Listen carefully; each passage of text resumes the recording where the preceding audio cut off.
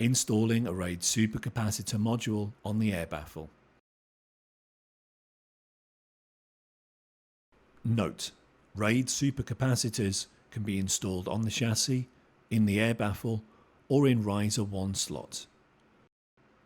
Open the retention clip on the holder and then put the RAID supercapacitor module into the air baffle and press it down to secure it. Install the cables if necessary.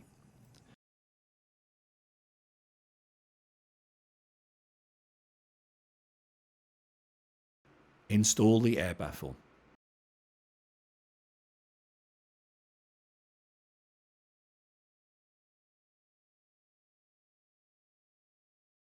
Install the top cover.